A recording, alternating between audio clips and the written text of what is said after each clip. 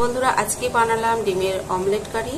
যারা এই ভিডিওটি দেখছেন তারা প্রথমে একটা লাইক দিয়ে ভিডিওটি দেখা শুরু করবেন, আর স্কিপ না করে পুরোটা দেখবেন, এটাই আমার বিনীত অনুরোধ।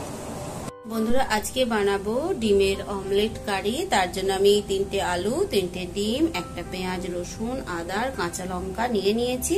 বাস এইটুকুই সবজি আর এইটুকুই মশলা দিয়ে আমি বানাবো। আরো রান্না করার সময় বাকিগুলো শেয়ার করছি, তো দেখতে থাকুন।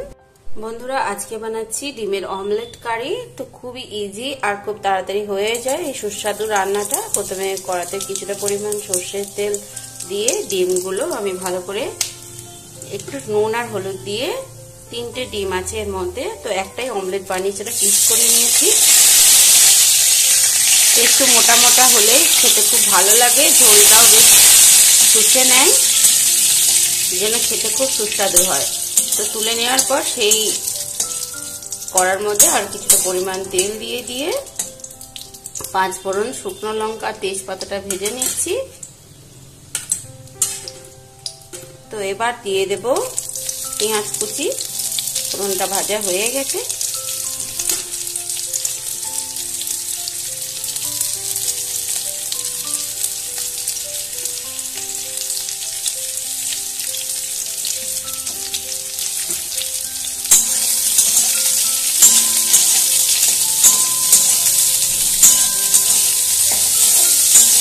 পেঁয়াজটা ভাজা হতে থাক, ততক্ষণ আমি আপনাদেরকে দেখিয়ে দিই।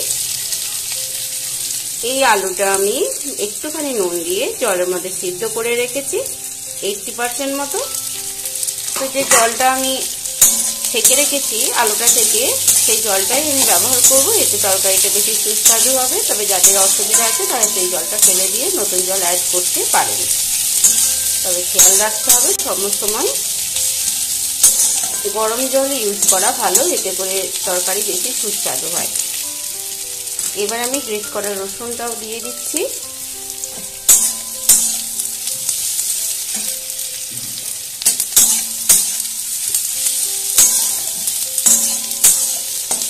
খুব সিম্পল ভাবে, খুব কম মশলাতে, একদম ঘরোয়া ভাবে বানানো দেখাচ্ছি।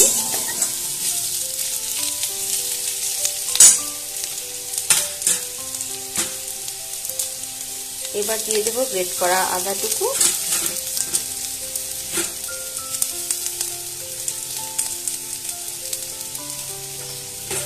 আর একটা কাঁচা লঙ্কা। এখন একটা কাঁচা লঙ্কা দিলাম, আবার নামানোর সময় দিকটা আমি ব্যবহার করব।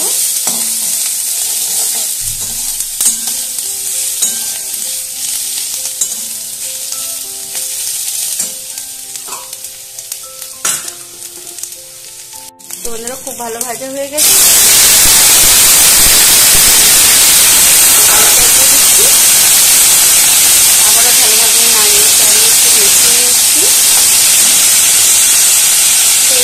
পরিমাণ মতো যেহেতু নুন দেওয়া আছে তাই আর অল্প পরিমাণ নুন, সামান্য পরিমাণ চিনি নিয়েছি, আপনারা যদি চিনিটা স্কিপ করতে পারেন, আর হলুদ একসাথে দিয়ে দিচ্ছি। দিয়েও আবার ভালো করে নাড়িয়ে চাড়িয়ে নিচ্ছি। তো কোনো তাড়া থাকলে স্কুলের ভাত কিংবা অফিসের ভাতের সময় এরকম চটজলদি বানিয়ে নিতে পারেন। খুব তাড়াতাড়ি হয়েও যায় আর খুব সহজেই একটা দুর্দান্ত স্বাদের রেসিপি তৈরি হয়।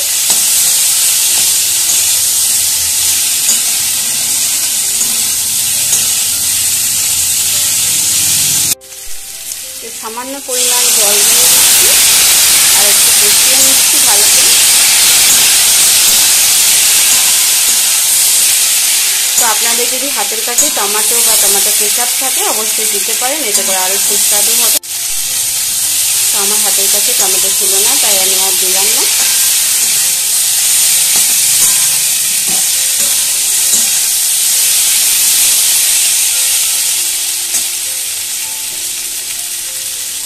এবার আমি এই জলটাই অ্যাড করে দিচ্ছি। তো বন্ধুরা তরকারিটা খুব ভালো ফুটে গেছে। এবার আমি ডিমের অমলেটগুলো একটা একটা করে দিয়ে দিচ্ছি। দিয়ে ভালো করে ঝোলের মধ্যে ডুবিয়ে দিচ্ছি। এভাবে করে আমি 5-7 মিনিট ফুটিয়ে নেব। আর কিছুটা পরিমাণ আলু, শুকনো লঙ্কা আর একটুখানি কাঁচা লঙ্কা আমি তুলে নিয়েছি বাটির মধ্যে। এটা আমি একটুখানি হাতার সাহায্যে ম্যাশ করে দিচ্ছি।